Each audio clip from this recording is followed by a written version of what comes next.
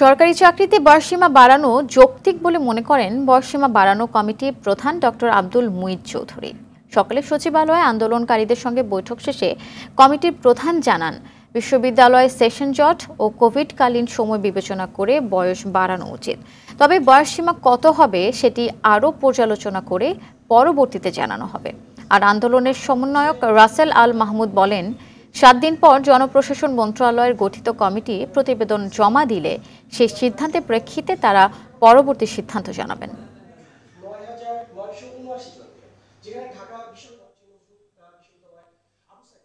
আমরা শুনবো, তাদের সঙ্গে আলাপ আলোচনা করবো, আমরা সার্বিক পরিস্থিতিতে কি করা যায় সেটা আমাদের 7 দিনের মধ্যে দিতে হবে।